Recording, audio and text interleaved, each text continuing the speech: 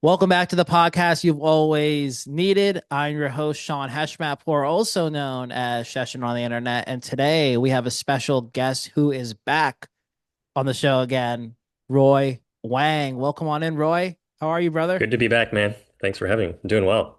Good, man. Good. And some of the guys listening to the show might remember you from before. For some of the guys, this might be their first time listening. Can you just go over what it is you do with whoever's listening right now? Yeah. So the work that I do is primarily like a life and relationship coach. I started out mostly working with men, but since then have opened up my coaching to women as well. And yeah, that's my passion is to help men kind of break the subconscious programs, limiting beliefs, whatever is holding them back in life and relationships.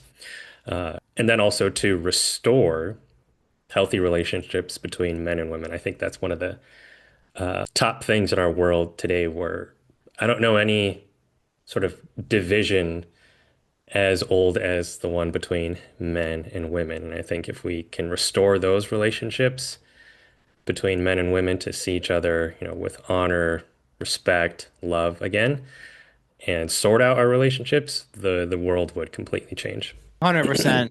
100%, man. I mean, that's so important nowadays, especially with what's going on with social media. Like, I like how you brought up that it's been going on for so long because I think a lot of people kind of seeing what's going on Instagram, Twitter, all these platforms on this hatred towards the opposite gender. They think this is like a new thing, but in reality is all social media is really doing is just shining light and poking at a consciousness that already existed prior that we can now see a lot more blatantly. hmm Yeah. Yeah, I do Yeah. think it has amplified though over time. And there's certain like trends within our culture and social media that's like feeding the flames a lot more. But I agree that it's likely amplifying a lot of things that have already been in the shadows for quite some time. And just now happens to be a very unique moment for us to really confront it. 100%. 100%. And that is part of what we're going to be discussing today. Not only necessarily just gender divide in itself, but really, Roy and I were having a conversation a few weeks ago about this, and I sparked the idea to have him come on the show and actually talk about it live with you guys. Is that learning how to trust yourself and your intuition and your own internal compass and decision making during times of collective chaos, times of collective pressure, times where people are just trying to navigate through the world and all these ideas of different perspectives is just being thrown at them left and right, hmm politically, socially, within yourself, health, all these areas. So yeah, Roy and I are just gonna dive into some of these main topics or areas where we see a lot of this collective conditioning really rising in our culture today.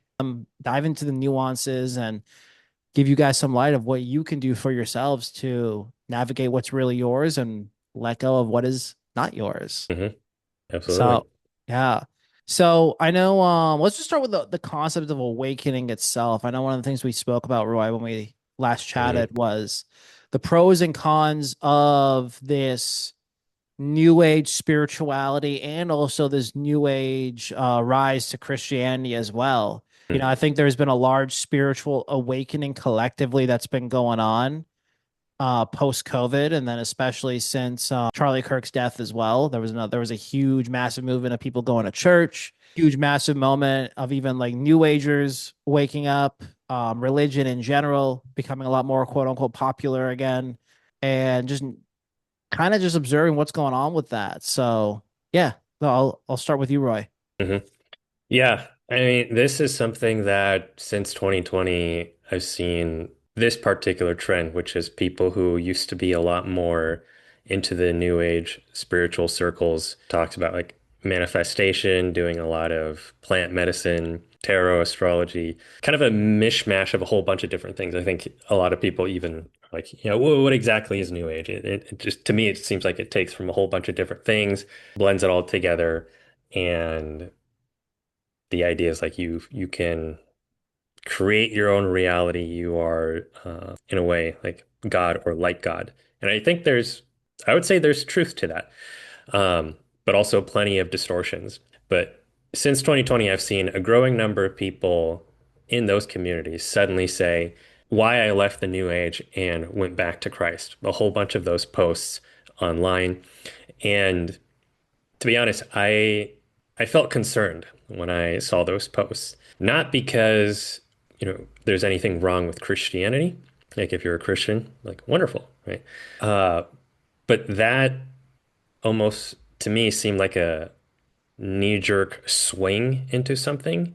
And the catalyst was this collective chaos, collective turmoil, right? So you had COVID and then quarantining the entire world. And then you had all this election stuff, like election fraud, and is a lot of it centered in the US. And protests with like BLM, and now we have, ICE, illegal immigration, assassination of Charlie Kirk. With all this chaos and turmoil, I think people are trying to find some sort of anchor, like some sort of stability to say, I can stake my life on this, um, and somehow by staking my life on this, then I'll be safe from whatever danger could be. So kind of like looking for a savior. And that was my initial sense, like reading the pulse of this new age to Christianity pipeline was I think a lot of people are like just very scared, understandably, and they want something firm to hold on to. They want a savior.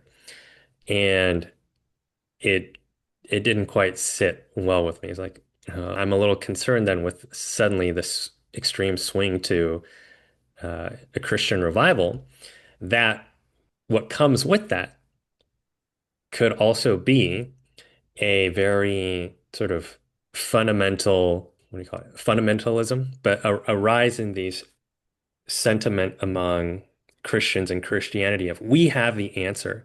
And if you aren't with us, then you're either lost or you're screwed. And like come to us, come to Jesus so that you can be saved, so that you can make it in these times because time is running out. So a lot of the kind of the same fear that they're trying to run away from. Yeah. And they're being sold through fear as well. And look, similar to what Roy said, I have nothing against Christianity. I've even considered going to church. I have nothing against the teachings of Christ. I own a Bible myself. But what I have noticed with people who join any religion, not all people who join any religion, but a lot of people who join a religion, is that they're trying to seek safety outside of themselves, even New Age as well. It's the same thing with the New Age. It's like, hey, if you practice manifesting and get these crystals and rub these crystals on your nipples in the bathtub every night before fucking bed, Yeah. like you're gonna do amazing. You're gonna do great. It's just like no, it's like it's an internal game of consciousness. And the true nature of all religions, all spiritual teachings, from like the actual books themselves, are representations of that practice, but maybe just different with some certain stories and cultures and interpretations that are only limited to the mind for the human mind to be able to make some sense and understanding of it.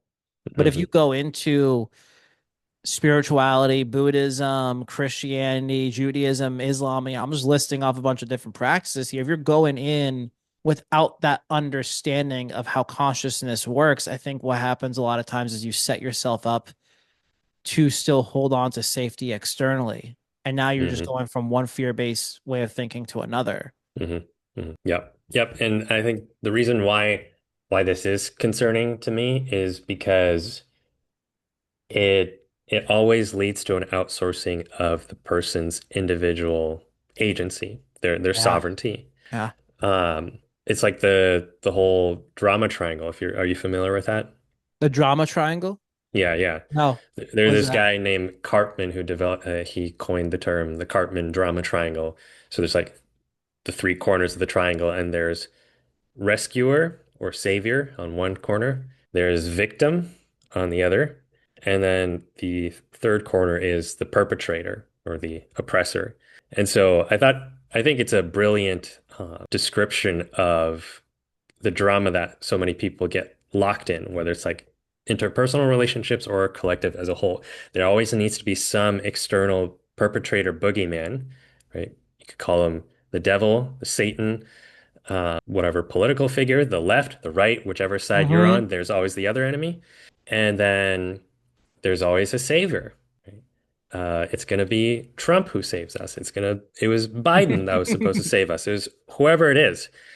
And then most people at some point occupy like the victim of, I'm the one who's getting hurt and abused and treated wrongly by whoever, whatever. And therefore, I need a savior and I also need to point out an enemy. And so, as long as people are stuck in the consciousness of this drama triangle, outsourcing their agency onto somebody else to save them and also an external boogeyman, people don't ever reclaim that sovereignty for themselves. And thinking about my own journey of how I got here, I had to confront the ways in which I was pointing to some external abuser, some external person who's like, you're the one who's making my life miserable. You're the reason why I can't be happy. And then looking to some sort of savior, whether that was Jesus, because for a time I was a very devout Christian before Okay. that got deconstructed, or looking to a woman to be my savior. She will give me meaning and happiness in my life. It was a deeply disempowered place to live. And it's it's a tremendously susceptible place to then have somebody else sell you the idea of this is salvation or this will change things. It could be a political party, it could be a romantic partner, it could be your family, it Hmm. could be a politician, A mentor, uh, even. yeah, mentor, Mentor, cults. Yeah, that's how yeah, cults start. especially yeah. Since we're Yeah. talking about spirituality, I think spiritual, religious, cult sentiments will, I think they will rise I think they if they already haven't have a little already. bit. Yeah. Yeah. I think I've told you that I got involved with a cult end of 2024, right? Yeah, I only I heard think I about it a told you little about bit, that. but wasn't it more like business related? It was business and women related, but it wasn't Okay. spiritual at all. It was Mm. just marketed as like self-improvement for men. Okay. Yeah, and I got out of that one, but like just it's already kind of happening. Mm. And you already do see a lot of the manipulation tactics in the self-improvement space as a whole, whether it's spiritual self-improvement, red pill, right? That's another savior like community, whether you Mm-hmm. want to put an image on it of saying, oh, it's the Tates or somebody else who's a part of it. It's like red pill in itself is another way where people are, men specifically, are justifying their own victim mentality to have another answer. And what's Mm-hmm. crazy is they still all feel like shit internally. You know what I mean? Right. Because going off of what you're saying here, no one thing can save you except for yourself. Mm-hmm.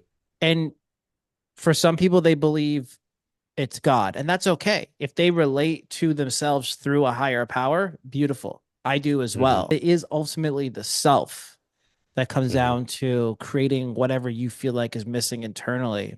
I got to Mm-hmm. ask, since we're on this topic now, and I love to hear more of your story. When was it that you realized you were chasing peace or happiness or that salvation through the external, through Christianity? Did it bleed Mm-hmm. into your career in self improvement as a therapist or as a coach or in women and new Mm-hmm. age spirituality? Like, do you see this pattern repeat in multiple other areas as well? And like, kind of Mm-hmm. just walk me through what that journey was like and then how you became aware and what you started doing differently, Mm-hmm. or how Yeah. you even started being differently, I should say. Yeah, the pattern definitely repeated itself multiple times before I became aware of it. Hmm. And I think that's like the blessing and the, you could say, curse of our growth and maturation as humans. The psyche is like we repeat the things enough times until we learn the lesson, and then we can graduate to the next level of consciousness. Yeah. Um, but yeah, the first place, was growing up, school. Right? Get good grades to make mom happy. That, traditional Chinese family. I think a lot of people of your viewers who are Asian will probably relate to that. It's like, oh yeah, grades are the main determinant of how valuable you are, and that's like your saving grace. You get good grades so you can get a good job, get a good job so you can earn money, get married, have kids. Like that's a good life. But yeah, with Christianity, that was something that I don't think I wasn't like purposefully seeking, and I think a lot of people who either were Christian or are Christian can speak to something like that, where it's like I wasn't searching for God. In fact, I was saying, Jesus, go fuck yourself. I've heard people express that.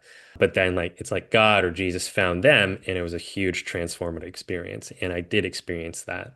But it wasn't until I entered my master's program, which was a Christian university, that I became aware of all of this. So like initially when I first came to Christ, it was like the most one of the most joyous moments in my life. I genuinely felt like God loves me, I am loved, and because I am loved, and Jesus's crucifixion paid for my sins. Like, wow, what an amazing place to be. Rejoicing in Christ and my identity in Christ. But then somewhere along the way, and I think this is where some people who would say they're Christian, but they're not part of the church, Mhm. um, they might be able to relate to this, is once I became part of a church, I was plugged in, part of a community group, great people. But the dogmatic teachings created within me a deeper sense of shame, which was kind of ironic. Like initially, where's this celebratory jubilee, on cloud nine with Christ, suddenly to I'm an awful, shameful sinner, and even my thoughts disappoint God if I don't take care of that. And I was like, gosh, yeah, so I was flagellating and punishing myself for, the thoughts I would think if I ever felt lust for a woman. I'm like, God's disappointed, right? Because God sees that. It's like it was Yeah. a mental, psychological, and spiritual prison that I was in. And the irony is going to a Christian university, we had to take some classes that taught perspectives about the New Testament, Old Testament, but it was different from what I learned in church. And I was like, oh, well, this is a different translation of the Greek or the Hebrew. Um, we've never talked about this in church, but this gives it a completely different meaning. So one, it caused me to begin questioning what I was learning in church, what I was being taught. But two, it was also a counseling psychology program. So it's Christian University and counseling psychology together. And once I went into therapy, which was a requirement, like we had to do 40 hours of outside counseling, I began to see more of these patterns where I was quite like addicted to shame, but I had no clue. And so the idea was like, if I was addicted to shame, then I'm looking for somebody to help save me from the shame. Wonderful. That'll be Jesus, right? That'll be Christ. That'll be this woman that I can hopefully prove myself good enough. Deep nice guy syndrome as well. So it was through being part of this master's program in counseling psychology, my own outside therapy, that I began to really understand my patterns. Oh, so this is why I think, feel, and behave the way that I do. It's to try to cover up, it's to try to run from this shame, it's try to cope with this shame somehow. And once I went deep enough in that journey, it's kind of like naturally my relationship to Christianity just changed. I was like trying real hard to hold on to it too, but Yeah. it kind of just slipped away. And that's where it was kind of just like a domino effect.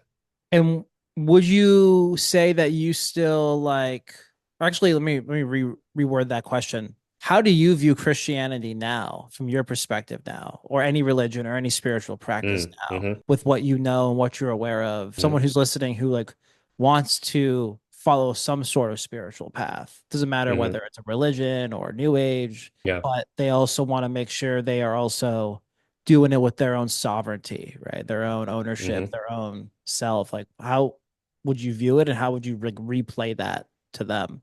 that's a good question.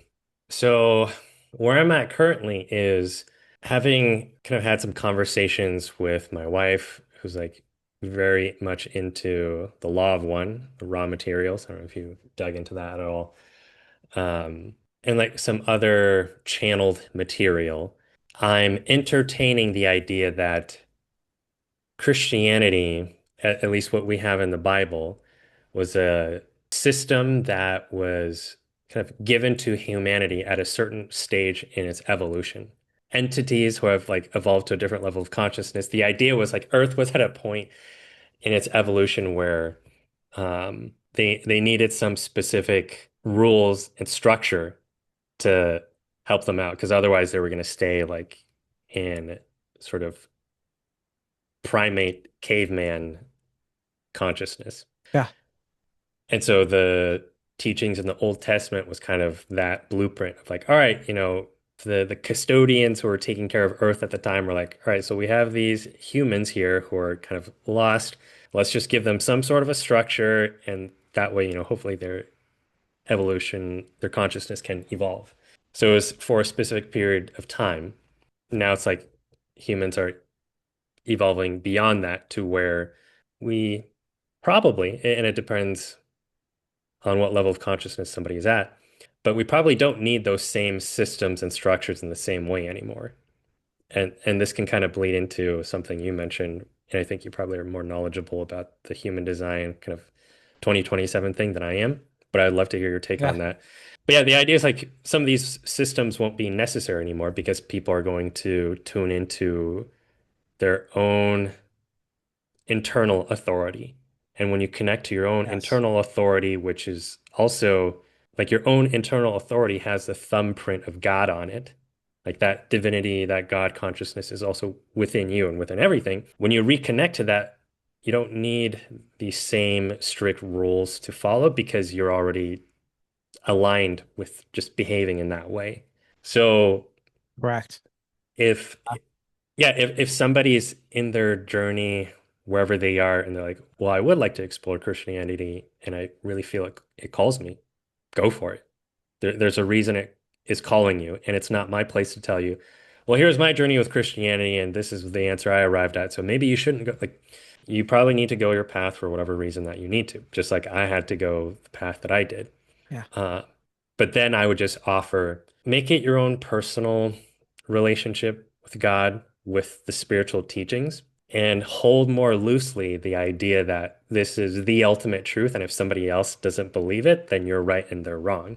I don't think that's going to serve you. And if anything, that's what's led to previous like religious, awful religious wars, right? And the Yeah. Inquisition. It's like we need to weed out all the people who believe the wrong things, and we'll do it through violence by whatever means necessary. And God has also ordained this, that we get to do this. We're actually serving God when we do this. That's that is not where it's at. No, no, we're far past it. And you hit the nail on the head right there. It was a part of consciousness that was just simply needed at that time to lead us up to here. Because at the end of the day, this is going to make a lot of people feel uncomfortable. There is no truth. Everything is neutral. That is the truth. Everything just is. And it is created from this divine source of love, but not love in a sense of lovey-dovey butterflies, always soft. That's a misconception. That's a very small understanding of the divine love. The divine love just simply just is. And you're Hmm. right that we have, or our society leading up to this point has built up the hierarchies, the systems, the structures that we don't need anymore. It's built us up to here so we can expand towards something higher. And what is that thing that's higher? That is your own individual relationship with God or consciousness, really.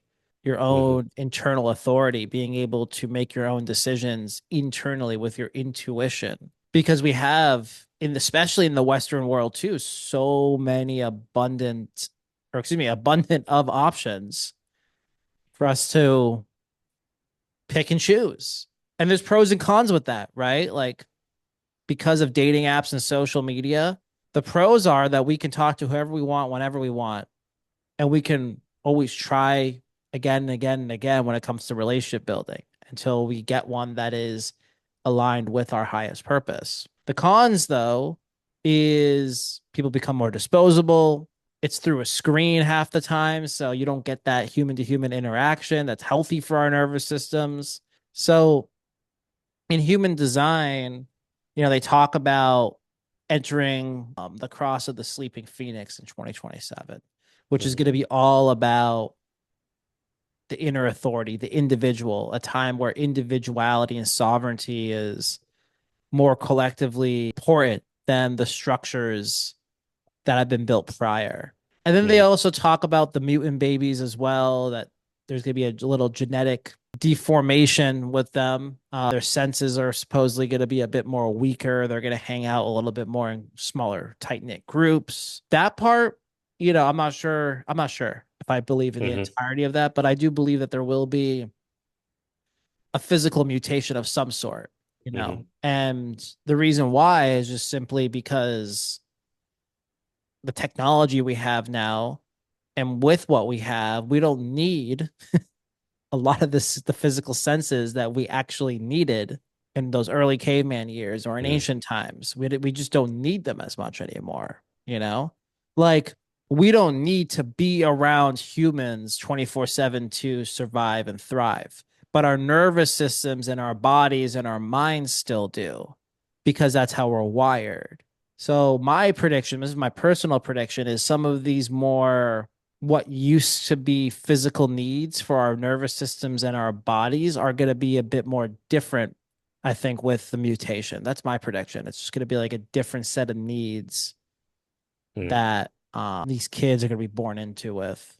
I mean, I've heard a little bit about that. It's like they're like called the rave children or Yeah, the something. rave babies. But yeah, I'm curious. It's like, what would that look like? I know this is like a slight tangent, but what would be different? Is that like they want to eat less or they don't eat at all? Like the physical things? What? This is my personal prediction because in the book Hmm. they talk about impaired senses and they're going to look a little bit more like as if they were not physically capable as much. Okay. That's what they talk about. I think it was just like things like poor hearing, mute, I think was the word they use as well. More in tune with psychic abilities. Okay. Telepathy. Yeah, telepathy, exactly. I think they're going to be way more in touch with their intuition. That part I agree with. Telepathy, I haven't personally studied telepathy that much to really know a take that I feel confident on with. But I think there's going to be less of a physical need to want to be in large communities, be around Mm, people. I think it's just going to be more natural for them to want to be on the computer, be in front of screens, be around technology without it being this like mental health crisis that comes with it, like our generation, Gen Z mm. and Gen Alpha. Interesting. Yeah, I think they're just gonna be more naturally wired for it. Like it's not gonna be like a mental health issue if like they're on their computer all day. Whereas Okay. like someone like ourselves, it would be, you know. But then they also talk about too, and this is the part that I just need to study more of. When it comes to human design, they also talk about that emotional center is collectively being evolved in everyone as Mm, this is going on right now. So, and the guys, for those of you who don't know, in human design, the emotional center is just one of the three main authority centers. Or no, there's more than three, but it's one of the main authority centers in your human design body graph. So, mm. so yeah, Okay. Yeah, interesting stuff. Um, I mean, some of that could maybe even sync up with like the rise in autism. 100%. And like here's another area where you can see the kind of polarized camps, where there will be some people who were very much like against the vaccine during 2020 and the whole pandemic. And I'm like, no, I feel you guys. I am with you guys about like if you want to get it, great. But this idea like it needs to be forced and you're going to lose your job if you choose not to, like I was not on board with that. But then the community who's like very much against the vaccine will also say autism is 100% caused by vaccines. And I'm like, I don't know. In some cases, probably exactly that was the cause, right? The whole, heavy metals and things that people have talked about. But is that the only reason? I'm not so sure. And especially with what you brought up with this human design and how like our DNA, some of the new age circles say, oh, we're getting DNA activations and stuff Yeah. like that. Yeah, maybe. People keep talking about the solar activity, the solar Chemtrails. flares, the Oh, Schumann yeah. resonance, everything is like just going nuts now. Who's to say that doesn't provide some sort of an influence? So all that to say, like, it can be so easy to be caught in some specific camp. Like, I'm the camp that believes this. And in order to believe this, it means I have to have another camp that doesn't believe what I believe. So then I have validity to what I believe, because I can't believe what I believe unless somebody else is against it. and that means I'm right because somebody is against it. Um, yeah, I think that way of thinking is probably going to be purged, and particularly because of all this collective chaos, is it's like a yeah, it's almost like a exorcism, if you will, a collective exorcism of what can no longer move forward for human consciousness needs to be purged out. So let's just stir up the shit now because maybe time is running out, or for whatever reason in this point in history, it's seen as imperative, like that humanity must evolve. Yeah, So whatever means necessary, let's create the conditions for that to happen. that's exactly what God does or consciousness does, you know? When there is an individual or a collective who is on a journey and they're not picking up on certain things that's being thrown at them in the journey, well, then that thing is going to get bigger and bigger internally and also externally. You know, you like when you're internally avoiding a lesson, one, like the emotional tension, you know how it is, it rises up and it gets stronger. But then Hmm. also, it's like everything is so interconnected at the same time that like what's happening externally is also being morphed to mirror that. So you can blatantly see what is blocking you, essentially. Hmm. And the collective works the same way as our own individual spiritual journeys. Hmm. One of those things is what is truth? I think a lot of people are really starting to realize that truth is an Mm. illusion. You know, it's not Democrat versus Republican. It's like, wait a minute, you're telling me both sides can have flaws? You're Yeah. telling me both What a sides what a could be concept. messed up? Yeah. You're telling me that even if I lean one way or another, I can still have my own truth and understanding, and I don't need to be in a camp to survive anymore, a camp of Hmm. people, because we needed that in early human evolution. We needed to be like, all right, Hmm. I'm Hmm. part of this race, this tribe, this family, so we can survive, we can hunt, we can know Right. what's ours and interact with others, but we don't need that anymore. That's the beauty Hmm. of it. I'm curious though, because I was just imagining, let's say somebody who's listening to this and they hear that and they say, "Well, aren't we supposed to be wired for connection and like relationship? Like, why even do coaching on relationships if it's like, well, we don't need each other, or we don't need that anymore?" Curious how you would kind of respond to somebody who has that kind of question or Yeah. pushback. Yeah. Well, I would say it's like the responsibilities of a relationship have just changed. You know, before it was about survival, it was about land, property, ownership, families coming together, tribe building. And then, of course, as society evolved a little bit more and more, it was then became political, it became business oriented, it became more capitalistic. The idea of love and marriage or love and marriage, marrying because of love is what 150 to 200 years old roughly, Mm, something like that. It's still fairly new. So the role and the identities that we bring about marriage and relationships have always changed as society has always grown and changed. So now I would say the roles of a relationship, the responsibilities is more for spiritual development than anything else. And that is why you want to be in a relationship, because how else are you going to spiritually develop at a rate that you may not even understand you're capable of without having that partner who's going to poke and trigger at some of those wounds, without mhm, having that mhm, partner where you can learn how to be vulnerable and be a leader around. And then, of course, there's a playful aspect too. There's sex, there's love, there's having fun. You know, there's the pure love for the emotion itself of being able to experience it with another human being. And I would say that's the reason why relationships will still be necessary. It's just going to be different than prior. mhm. Yeah, What would be your I take on see. that? I see it the same way. I mean, even if it's just like a tribe, it's not specifically romantic. I think they're absolutely still going to be around. Yeah. So this isn't to say, okay, in 2027, everyone just fragments off. I think the cross of the sleeping phoenix individual, the inner authority that you spoke to with that, also has with it the formation of what people call the micro communities of people who resonate on that same wavelength. So they can be a governing body if it used to be like a large city, state. imagine that, but condensed to the size of, I don't know, let's say 20 people who all resonate and like living close to each other on the same sort of Yeah, geographical location. And they don't need some of the large governmental structures that exist today. Like exactly. that's one way that I see it shifting.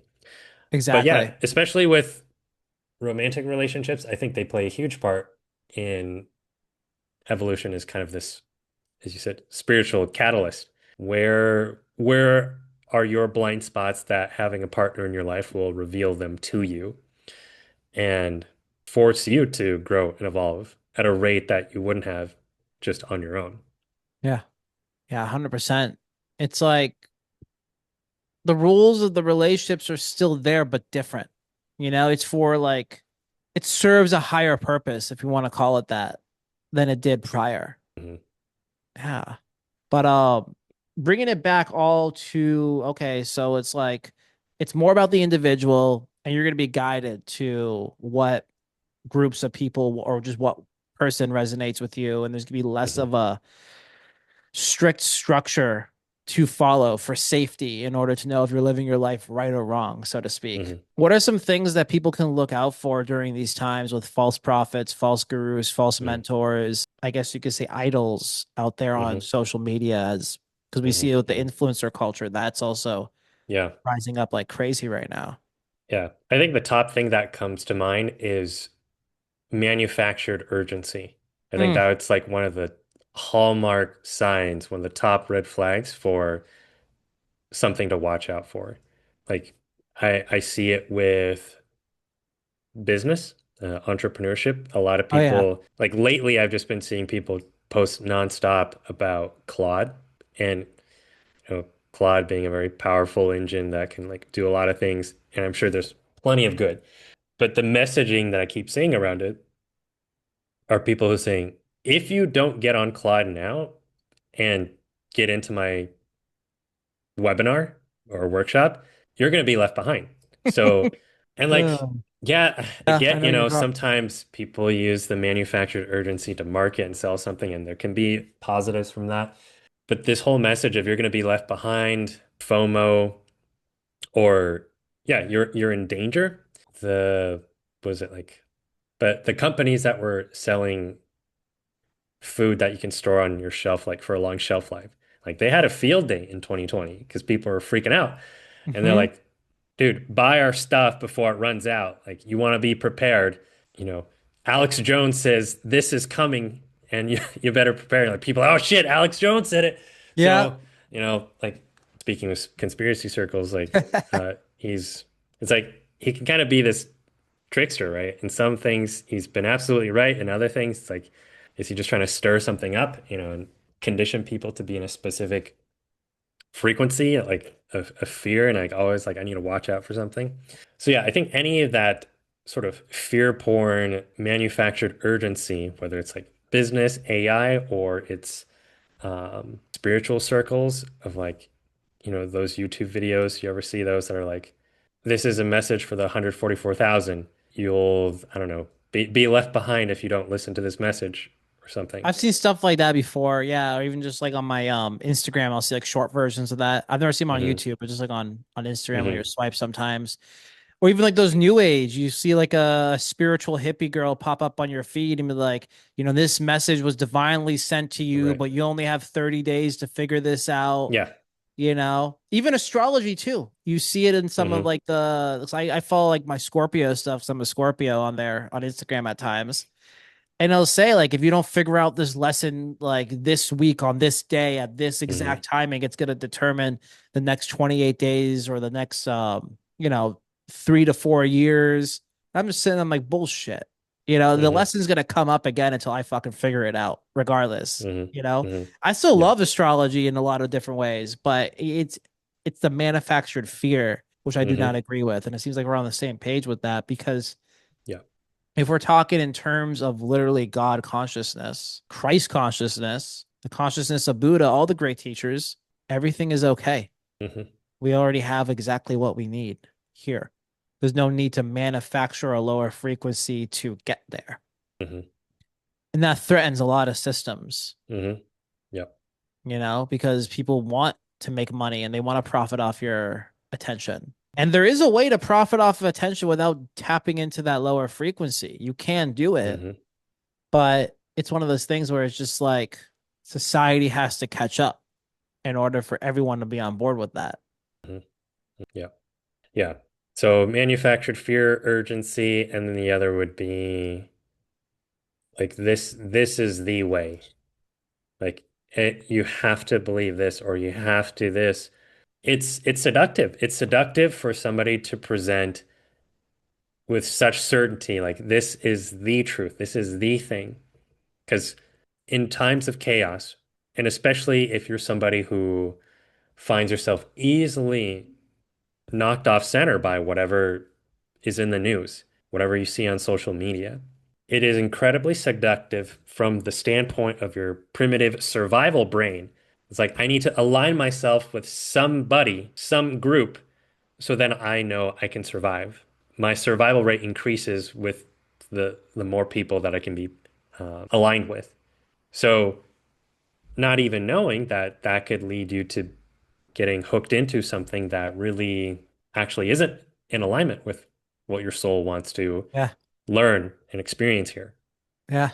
Because the truth is, it's like, again, that's the old way of human beings. Like the more you were a part of a tribe or a group, the more likely you would survive. Doesn't work that way anymore.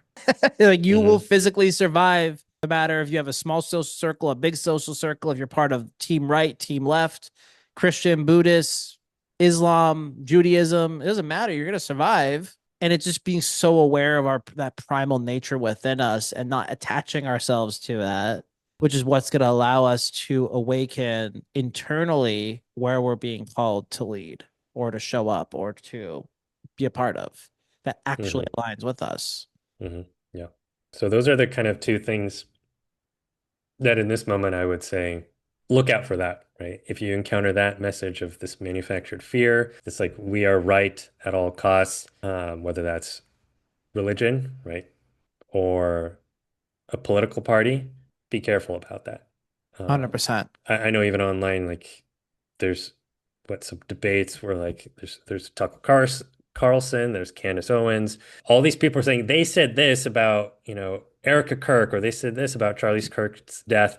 Here's the secret that they didn't tell you, they don't want you to know. And it's like it's such a distraction, I think, It from the is. real work of one, connecting more deeply to your self, right? Your authentic self, true self, to God, to your joy, to what you want to do here. And that's why I think it might sound selfish, but I think one of the greatest acts of rebellion is to become positively self-focused, not in the egotistical sense of I'm so awesome and amazing, Mm. but like what would have been the recurring signs and patterns in my life that I haven't paid attention to, but now they're, brought to the forefront of my life. I can't ignore them and I need to address them. Like triggers, wounds, start there. Yeah. And as you do that inner work, inner healing, the way you show up in the world also becomes more powerful. Then you can be on purpose, on mission to be in service in the ways that you're here to be in service. But you can't know that from being in a state of this manufactured fear, trying to find like, okay, what is the right way to go that a large group of people are saying and the talking heads are saying. Yes.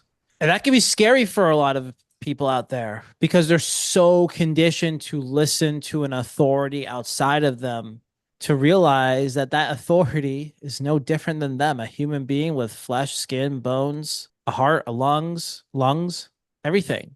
Just another human being who is not special compared to you and vice versa. It's just we all have this ability inside of us to be able to have agency of our own lives and naturally lead others. Mhm. And when you understand that, it really clears up a lot of the noise. Yeah. Yeah. And I think more and more people are sharing this much. Like I'm sharing it, you're sharing it. We both talked about how like self-mastery was a common theme in some of what we're doing and offering out Yeah. there. Yeah. Like I mentioned it for my school, you have it within your school as well. told you about the retreat I went to recently with the renowned Shaolin monk Shiheng, blew up in 2020 for his TED Talk, which is like 17 million views right now. And at that retreat, he himself was talking about self-mastery. His book has self-mastery in it. And he's like, yeah, I've really begun to kind of shift the way I think about this title of master, because people usually refer to him as like, oh, Master Shiheng. And he's like, at some point there is no master. Like you are the master. This doesn't mean you can't have guides, like because there is such a thing as people who have walked further along the path than you. If you're going to the gym, it's probably a great idea to have a personal trainer if you have no idea what you're doing. Yeah. If you want to do the inner work, it's probably a good idea to work with Sean or work with me if you have no idea, like, where do I begin with inner work? What does that even mean? Same thing with kind of anything that you want to sort of develop in. But at some point, you become the master. You become the master and the student, perennial master student within yourself. Yes. And because that exists within all of us, we're all students and masters towards one another and to ourselves. And so I think what I really appreciated that, you know, he, with his kind of fame now, sharing that message, I really respect that because it could be so tempting to be like, hey, I have a TED Talk with 17 million views. I've got 1.1 million followers on my Instagram. People know me well. And yeah, like come to me, I'll give you all the answers. He's like, no, I can share some of my perspective and experiences, but ultimately you're going to have to find your own answers. Yeah. 100%. And from like the content creator and the guru perspective, like you said, I think it'd be tempting for a lot of people to who have that attention on them, that power that comes with that, to take advantage of it and Hmm. be like, hey, I'm the answer. The way Hmm. I do Hmm. things is the one and only way. And if you don't do it my way, like you are gonna be miserable for the rest of your life. It's just no, that's not how it Hmm. goes. Hmm. Yep. Yep. And the thing with like outsourcing it onto somebody, if you idolize someone, you will eventually be disappointed. 100%. You've made that person into somebody that they're not. You've made Yes. that person into an external projection of what you would like to be. And you're the one who's supposed to claim that for yourself. So it's like, um, we were joking around about this with like the Epstein files and how Deepak Chopra, or as I referred to him as Deep Throat Chakra, like he's been a huge figure in the spiritual community, 100%. maybe Yeah. especially the New Age spiritual community. Like people, I could think of even in my master's program, there are some women that I met who were like, "Oh, I love Deepak Chopra. He's got like so much wisdom." I personally didn't ever really resonate with his teachings. I was like, "There's a little bit too much word salad here. Like you could just Yeah, say it a I lot felt more like simply." I read one book of his. It was too wordy. Yeah. Yeah. But it's like, yeah, if people benefit, then great. But now, like, if I imagine those same people find out that, all right, he's was listed as being on the Epstein list, then there's a huge kind of identity crisis that can happen for that person. Like, does this mean then what I believed in was evil? Like, because I'm sure Right. he did teach some good things. There's some good 100%. I mean, it's things. self-improvement. Right. Yeah. Sorry, go ahead. Um, Probably some distortions as well, but hey, let's just say, okay, there's been some good teachings and there's been some distortions. It can be easy to then just throw the baby out with the bathwater and say like, no, I believed in something evil. Now I'm a Christian because that's the right thing, or whatever, vice versa, whatever direction it's going. Christian to New Age to Christian, Christian, whatever. It's using the external world as a way to kind of like make yourself keep chasing your own tail Yes. instead of just like turning the mirror back and like, no, it's within here. What things did I outsource to Deepak Chopra that I should actually reclaim for myself? Yes. What am I immediately kind of overcorrecting into Christianity for that I should turn back and look within myself? Yes. That's the Yes. work. That's the hard work. That's not the sexy work that you can really easily market and sell, but it's the one that will make you like firm and unshakable in our times. 100%.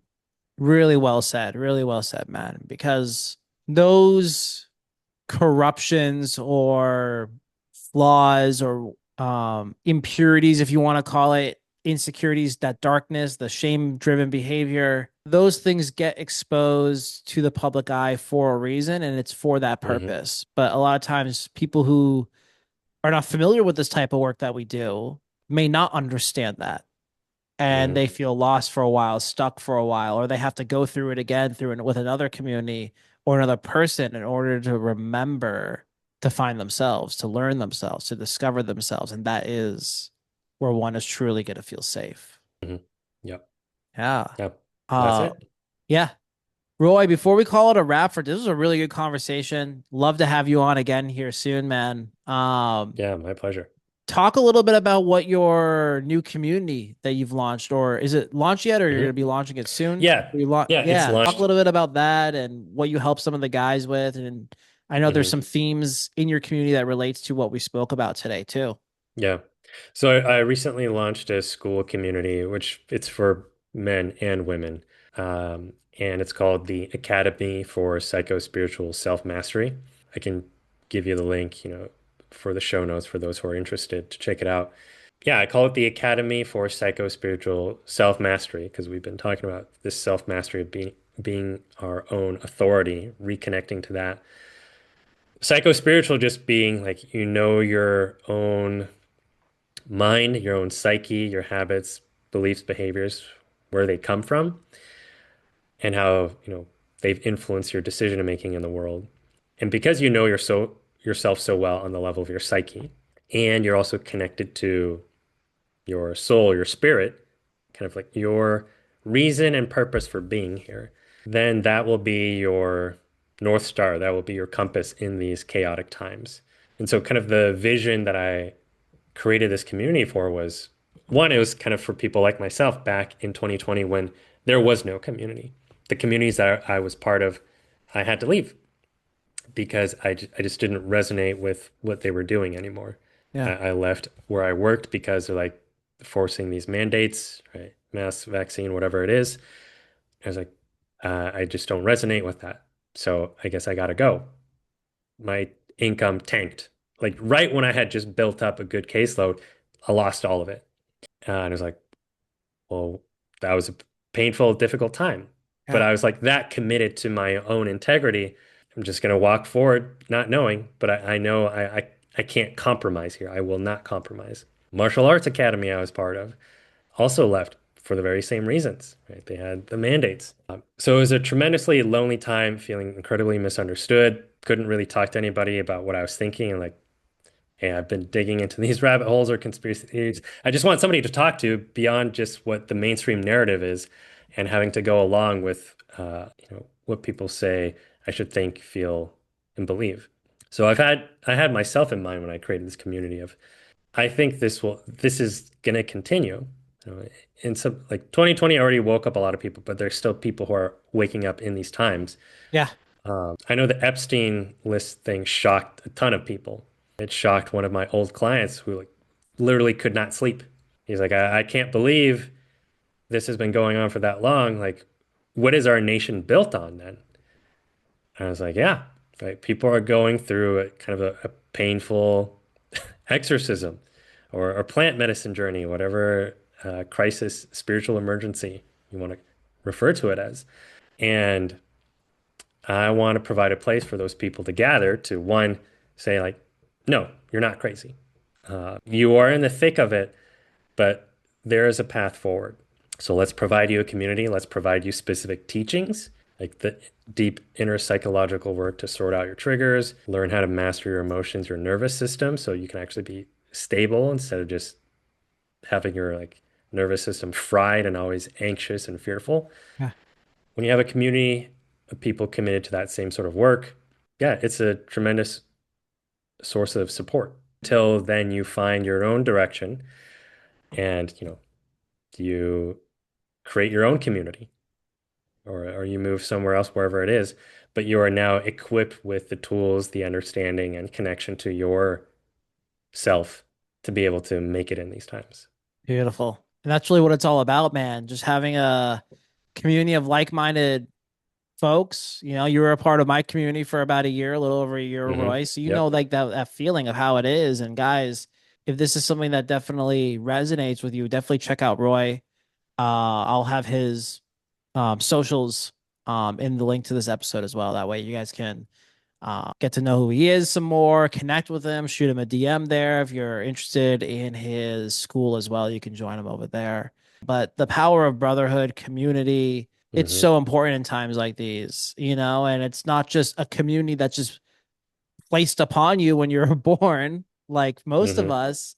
No, it's a community where you can choose to be around people who are working on the same things as you so you can be fully sustained within yourself and navigate through these times and know that you are safe to make your own decisions, to make your own money, to meet the types of people that you want through doing that inner work that comes with it. Hmm. Yep. We're all going to be pulled into it, whether we like it or not, kicking Yeah, or screaming, or, hey, this is having the time of my life. It's going to happen. 100%. And guys like you and I, Roy, like we're gonna be the ones leading and guiding in the new world when it becomes more popular to the masses, you know, because we've been doing this Hmm. training before it became quote unquote popular. So Hmm. yeah, Yep. it'd be nice. Absolutely. Cool. All righty, we're gonna call it a wrap now. Roy, love you, brother. Thank you so much for being on the show, my man. Yeah, always a And pleasure. Thanks again for having me. dude, absolutely. We'll definitely do this again soon. 100%. Looking forward to more. Absolutely. Much love, brother. All right, peace.